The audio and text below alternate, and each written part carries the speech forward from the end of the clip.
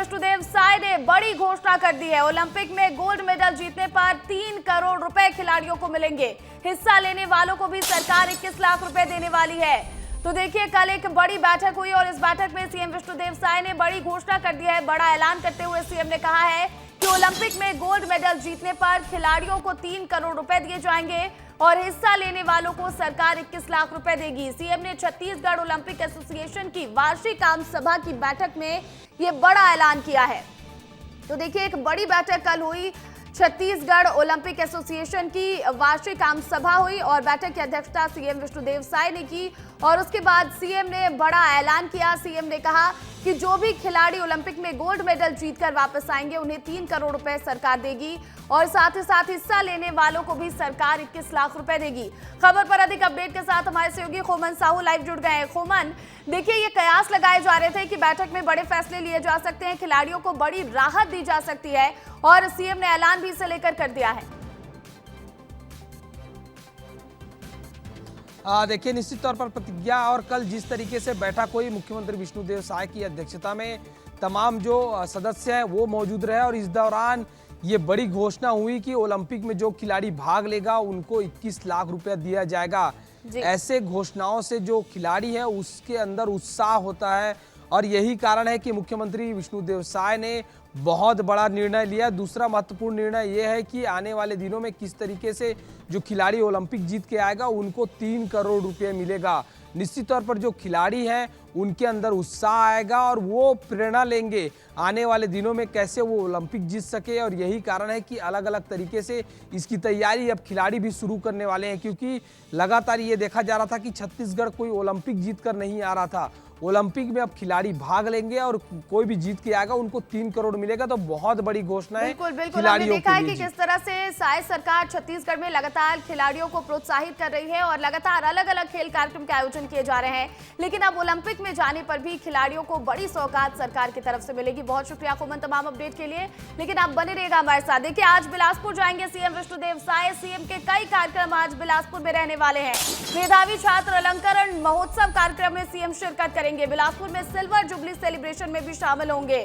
तो आज सीएम विष्णुदेव साय बिलासपुर के दौरे पर रहने वाले हैं। बिलासपुर में कई खास कार्यक्रम हैं जिसमें सीएम शिरकत करते नजर आएंगे और मेधावी छात्र अलंकरण महोत्सव कार्यक्रम में भी सीएम शिरकत करेंगे। बिलासपुर में सिल्वर जुबली सेलिब्रेशन में भी शामिल होंगे और हमारे सहयोगी खोमन साहू लगातार जुड़े हुए हैं। खोमन, आज बिलासपुर में कई कार्यक्रम रहने वाले हैं, सीएम शिरकत करते नजर आएंगे कार्यक्रमों में। देखिए, प्रतिज्ञा बहुत महत्वपूर्ण दौरा होने वाला है, क्योंकि जिस तरीके से मुख्यमंत्री राजधानी रायपुर में आयोजित कार्यक्रम में और बिलासपुर में आयोजित कार्यक्रमों में शामिल होने वाले हैं। सुबह राजधानी रायपुर से वो बिलासपुर के लिए रवाना हो जाएंगे और बिलासपुर पहुंचने के बाद उच्च न्यायालय बिलासपुर में सिल्वर जुबली सेलिब्रेशन का कार्यक्रम रखा गया है, वहां वो शिरकत करने वाले हैं। इसके अलावा जो मेधावी छात्र है अलंकरण पुरस्कार है वो छात्रों को देने वाले हैं। इसके अलावा अगर बात की जाए तो सांस्कृतिक महोत्सव का उद्घाटन करने वाले हैं। अलग अलग तरीके से जो सांस्कृतिक कार्यक्रम में शामिल हुए लोग हैं, जो कलाकार हैं, वो इस कार्यक्रम में शामिल रहने वाले हैं। उसके बाद करीब 5 बजे वो राजधानी रायपुर लौटेंगे और करीब 9 बजे एक निजी होटल में विश्व पर्यटन दिवस के मौके पर कार्यक्रम रखा गया है, उस कार्यक्रम में शामिल होने वाले। तो काफी बिजी शेड्यूल आज मुख्यमंत्री का रहने वाले हैं और बड़ी बात यह है कि बिलासपुर जाने वाले हैं, वहां पर कई ऐसे खास कार्यक्रम जिसकी तैयारी चल रही है। सीएम इन कार्यक्रमों में शिरकत करेंगे। बहुत शुक्रिया तमाम अपडेट के लिए खोमन। खबर छत्तीसगढ़ की राजधानी रायपुर से है, जहां स्टील फैक्ट्री में बड़ा हादसा हुआ है। हादसे में 6 कर्मचारियों की मौत हो गई है, जबकि 6 अन्य लोग घायल बताए जा रहे हैं, जिनमें से 2 की हालत बेहद गंभीर है और घायलों को निजी अस्पताल में भर्ती कराया गया है, जहां उनका इलाज जारी है। जानकारी के मुताबिक फैक्ट्री के अंदर गर्म स्लैग गिरने की वजह से यह हादसा हुआ है।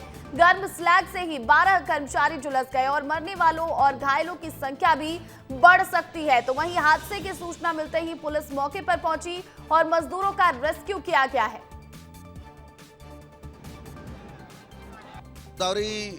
इस्पात एवं पावर प्लांट के अंदर एक दुर्भाग्यजनक घटना हुई है, जिसमें 12 लोग एक कंटेनर की सफाई के लिए उनकी टीम वहां अंदर गई थी।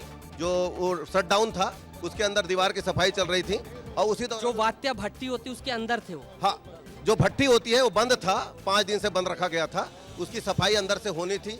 उसमें जो चिपकी हुई दीवार रहती है, दीवार की जो खुरचन है वो गिरी है, दीवार की जो खुरचन है वो गिरी है और उसमें 12 लोग दबे थे, जिसमें 6 लोग की मौत हुई है, फर्नेस के जीएम घायल हैं और एजीएम की मौत हुई है।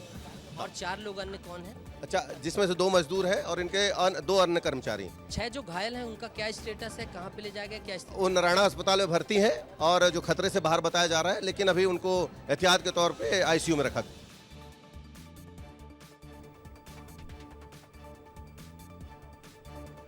तो रायपुर में सिलतरा फैक्ट्री में बड़ा हादसा हुआ है और इस हादसे में 6 श्रमिकों की मौत हो गई है, जबकि कई घायल बताए जा रहे हैं। सीएम विष्णुदेव साय ने इसे लेकर शोक व्यक्त किया है और उन्होंने एक्स पर पोस्ट कर शोक व्यक्त किया है। उन्होंने लिखा कि अत्यंत दुखद और पीड़ादायक घटना है।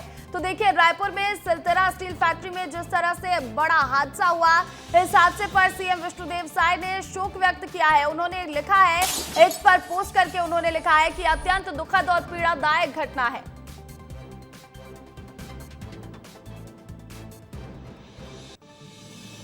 हाँ, मुझे भी जानकारी मिली है और इस बात का दुख है कि वहाँ पर एक हादसे में मजदूरों की मृत्यु हुई है। कुछ लोग दबे भी हो सकते हैं और संज्ञान में भी आई है, इसकी जानकारी और ले रहे हैं। तो रायपुर में स्टील प्लांट में हुए हादसे मामले को लेकर कांग्रेस ने जांच कमेटी का गठन कर दिया है। 6 सदस्यीय कमेटी घटना की जांच करने वाली है। धनेंद्र साहू को संयोजक बनाया गया है और कमेटी में छाया वर्मा, अनीता शर्मा को भी शामिल किया गया है। क्षेत्र का दौरा कर जांच रिपोर्ट सौंपेगी एक कमेटी। तो देखिए, रायपुर में स्टील प्लांट में बड़ा हादसा हुआ। हादसे में 6 मजदूरों की मौत हो गई है और कांग्रेस ने इस पूरे मामले में जांच कमेटी का गठन कर दिया है। 6 सदस्यीय कमेटी बनाई गई है जो पूरी घटना की जांच करने वाली है। धनेंद्र साहू को इस कमेटी का संयोजक बनाया गया है। कमेटी में छाया वर्मा, अनीता शर्मा को शामिल किया गया है। क्षेत्र का दौरा करेगी कमेटी की टीम और जांच रिपोर्ट सौंपेगी कमेटी। तो कोरबा पहुंचे पूर्व सीएम भूपेश बघेल ने सरकार पर जमकर हमला बोला। भूपेश बघेल ने कहा कि सरकार विपक्ष की आवाज को दबाने का प्रयास कर रही है, लेकिन हम नहीं डरने वाले हैं।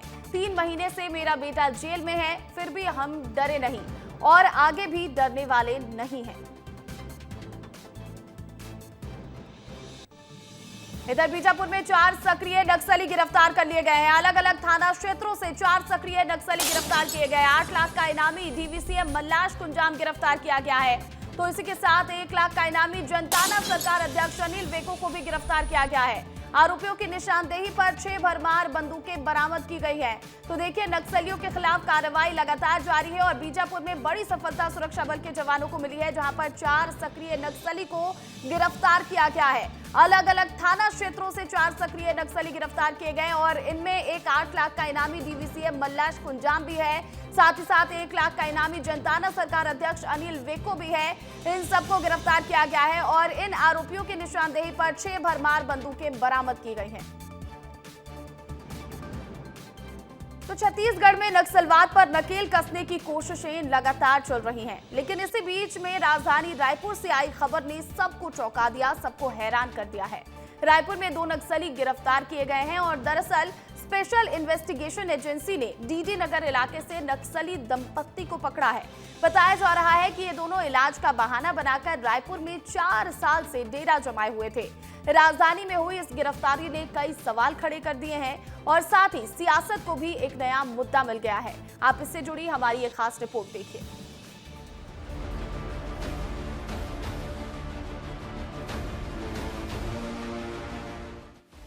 इन तस्वीरों को जरा गौर से देखिए। आम लोगों की तरह दिखने वाला ये कपल आम नहीं बल्कि नक्सली है, जो अपनी पहचान छिपाकर छत्तीसगढ़ की राजधानी रायपुर में रह रहे थे। जी हां, नक्सली जंगलों से निकलकर शहर की सड़कों तक पहुंच गए हैं। रायपुर के डीडी नगर इलाके से स्पेशल इन्वेस्टिगेशन एजेंसी यानी SIA ने दोनों को गिरफ्तार किया है। आखिर कौन थे ये नक्सली और कब से रह रहे थे, ये भी जान लीजिए। पकड़े गए नक्सली पति पत्नी का नाम जग्गू उर्फ रमेश और कमला करसम कसम है, जो मूल रूप से बीजापुर जिले के गंगालूर थाना क्षेत्र के रहने वाले हैं। ये दोनों साल 2017-18 से नक्सली संगठन में सक्रिय थे। बीते करीब 4 साल से अंबेडकर अस्पताल में इलाज के बहाने रह रहे थे। इन्हें गिरफ्तार कर इन्वेस्टिगेशन एजेंसी नेटवर्क को खंगालने में जुटी है। ये बारिश का समय है, बादल भी खूब होता है और अन्य टेक्नोलॉजी बेस्ड इंटेलिजेंस के साथ साथ ह्यूमन बेस्ड इंटेलिजेंस भी बहुत काम का विषय होता है। और इसलिए मैं आपसे ये बताना चाहता हूँ कि इंटेलिजेंस हमारा बहुत स्ट्रांग हुआ है, एनआईए के काम बहुत तगड़े हुए हैं। कुल मिलाकर परफेक्ट ऑपरेशंस हो रहा है। ये पहली दफा नहीं है, इससे पहले भी प्रदेश के अन्य जिलों में नक्सलियों के शहरी नेटवर्क का भांडाफोड़ हो चुका है। जून 2025 में प्रकाश सोनी की विस्फोटक सामग्री के साथ अबूझमाड़ में गिरफ्तारी हुई थी। 10 अगस्त 2024 को मोहला मानपुर अंबागढ़ चौकी से नक्सलियों के लिए लेवी वसूलने में शामिल 5 आरोपी गिरफ्तार हुए थे। जून 2020 में रायपुर के बढ़ाई पारा से हितेश अग्रवाल की गिरफ्तारी कांकेर पुलिस ने की थी। 3 जुलाई 2020 को गुड़गांव व्यापारी वरुण जैन गिरफ्तार हुआ।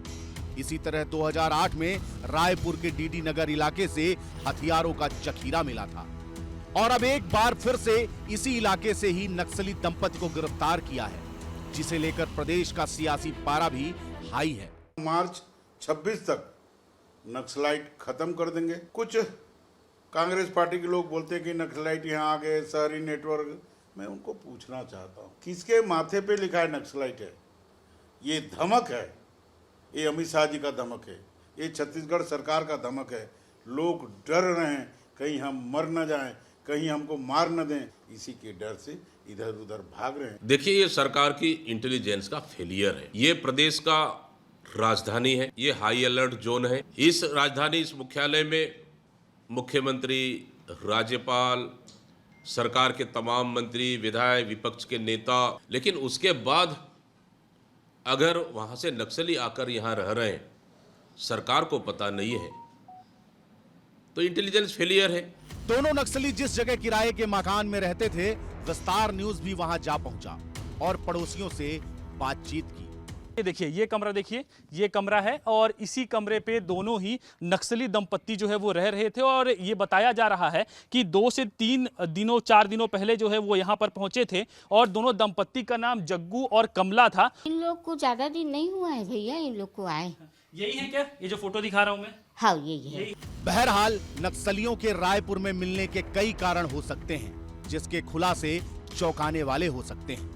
रायपुर से विस्तार न्यूज के लिए खोमन साहू की रिपोर्ट। अगली खबर की ओर बढ़ेंगे। खबर अंबिकापुर से है, जहां गरबा में अश्लीलता का विरोध किया जा रहा है। हिंदू संगठन अश्लीलता फैलाने का विरोध कर रही है और ऐसे कलाकारों का विरोध भी किया जा रहा है। एल्विश यादव, अंजलि अरोड़ा के खिलाफ विरोध किया गया है। धार्मिक संगठन करेंगे घड़ी चौक पर प्रदर्शन। आज सुबह 11 बजे ये विरोध प्रदर्शन होगा। कलाकारों को शामिल किया तो विरोध किया जाएगा। तो देखिए, अंबिकापुर में गरबा में अश्लीलता का जमकर विरोध हो रहा है। हिंदू संगठन के जितने भी कार्यकर्ता हैं वो अश्लीलता फैलाने का विरोध कर रहे हैं और अश्लीलता फैलाने वाले कलाकारों का भी विरोध किया जा रहा है। एल्विश यादव और अंजलि अरोड़ा के खिलाफ विरोध किया जा रहा है। धार्मिक संगठन इसे लेकर घड़ी चौक पर प्रदर्शन भी करने वाले हैं। आज 11 बजे ये विरोध प्रदर्शन होगा। कलाकारों को शामिल किया गया तो विरोध किया जाएगा।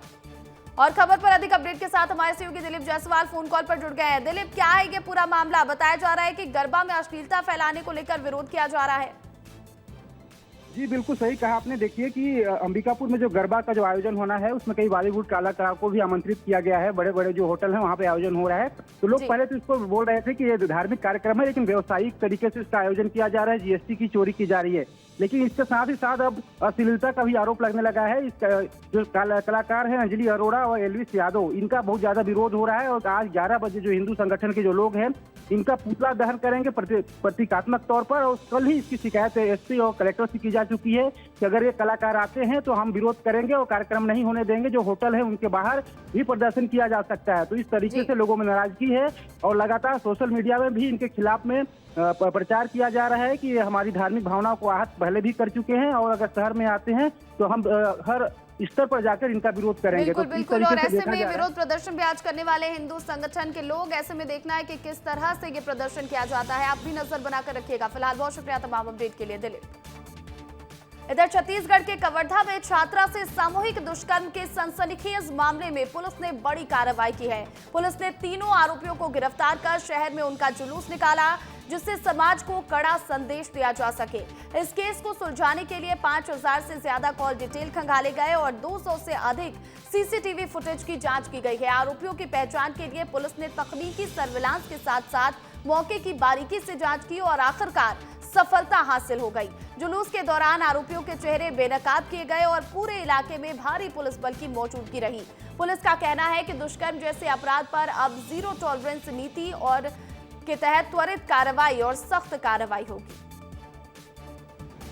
बालिका है वो उसके दुष्कर्म के ये 3 आरोपी हैं जिनको पुलिस अभी लेकर यहाँ पर साफ तौर पर देख सकते हैं। पुलिस इन आरोपियों को शहर में इनके जुलूस निकाल रही है और साफ तौर पर ये संदेश देना चाहती है कि ऐसे किसी भी प्रकार के जो आरोपी हैं उनका हश्र ही होता है। किसी भी प्रकार के जो आरोपी होते हैं और यदि कोई गलत काम करते हैं तो उनको इसी प्रकार की सजा दी जाती है। ये पुलिस का साफ संदेश शायद पुलिस यही देना चाहती है।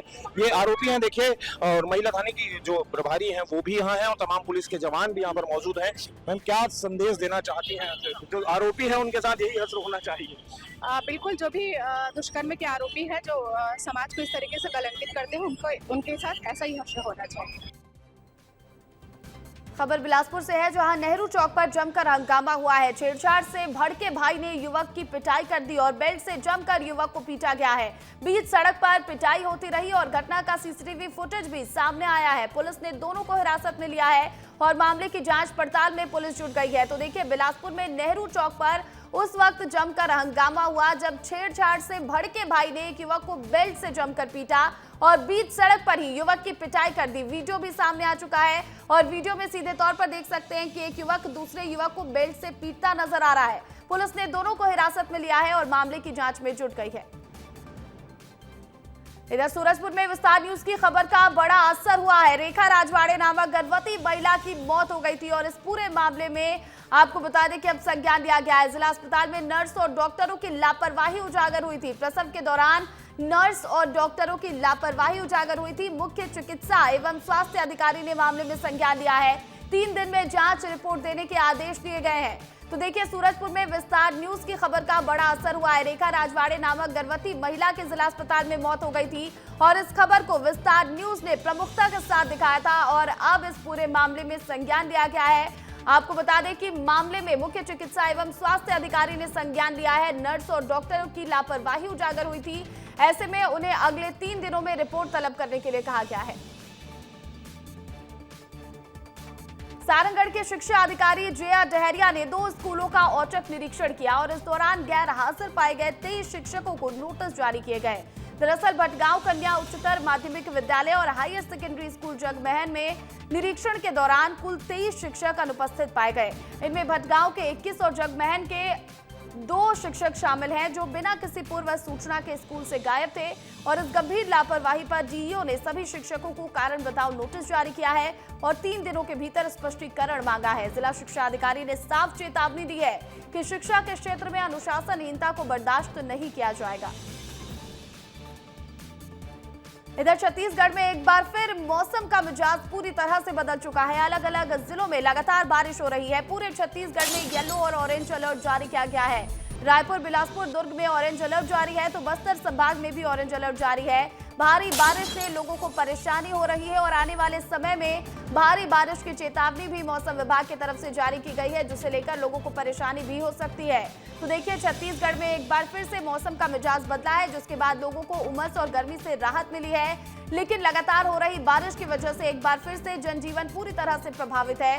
पूरे छत्तीसगढ़ में येलो और ऑरेंज अलर्ट जारी किया गया है। रायपुर, बिलासपुर और दुर्ग में ऑरेंज अलर्ट जारी है तो इधर बस्तर संभाग में भी ऑरेंज अलर्ट जारी किया गया है। इधर गरियाबंद में मुक्तिधाम का हाल पूरी तरह से बेहाल है। तिरपाल लगाकर ग्रामीण अंतिम संस्कार करने को मजबूर हैं और 15 साल से मुक्तिधाम में टीन शेड निर्माण की मांग की जा रही है और बारिश में तिरपाल के सहारे दाह संस्कार किया जा रहा है। लेकिन 15 साल की मांगे अब तक अनसुनी है। आगामी 27 सितंबर तक बारिश बनी रहेगी और इससे जिले में ग्रामीण कई बार पंचायत प्रशासन से मांग कर चुके हैं। लगातार टीन शेड की मांग की गई है मुक्तिधाम में, लेकिन फिर भी अब तक यहां पर टीन शेड बनकर तैयार नहीं हुआ, जिससे ग्रामीण परेशान नजर आ रहे हैं और दाह संस्कार करने के लिए बारिश के मौसम में तिरपाल लगाना पड़ता है। खैरागढ़ में बारिश के कारण एक दिन में देरी से शुरू हुआ है बहुप्रतीक्षित रास गरबा महोत्सव। नगर के ऐतिहासिक राजा फतेह सिंह खेल मैदान में भक्ति भाव और उल्लास के साथ गूंज उठा। नवरात्र के अवसर पर आयोजित इस 3 दिन के महोत्सव में हजारों युवक युवतियां और बच्चे पारंपरिक वेशभूषा में गरबा थाप पर थिरकते नजर आए। आपको बता दें कि महोत्सव को मिनी, जूनियर, सीनियर और प्री ग्रुप वर्गों में बांटा गया है। पहले दिन मुख्य अतिथि जिला पंचायत उपाध्यक्ष विक्रांत सिंह रहे। दिव्यांशु यादव, वर्तिका नामदेव, अंकित सिंह और नितिका सिंह को श्रेष्ठ प्रदर्शन पर सम्मानित किया गया। तो वहीं आयोजन के सफल संचालन के लिए पुलिस बल की भी भारी तैनाती रही। पावन पर्व शारदीय नवरात्रि का ये 9 दिन सालों से नगर पालिका दशहरा उत्सव समिति आयोजित करती आ रही है, जिसमें विभिन्न प्रकार के कार्यक्रम होते हैं, जिसमें हमारा ये रास गरबा का भी 3 दिवसीय कार्यक्रम जो अपने आप में पूरे जिले और पूरे क्षेत्र के लिए बड़ा ही लोकप्रिय कार्यक्रम बनता जा रहा है। 2 तारीख को दशहरा के दिन में रावण दहन के साथ भव्य आतिशबाजी का भी कार्यक्रम इस पूरे 9 दिन के कार्यक्रम में शामिल है।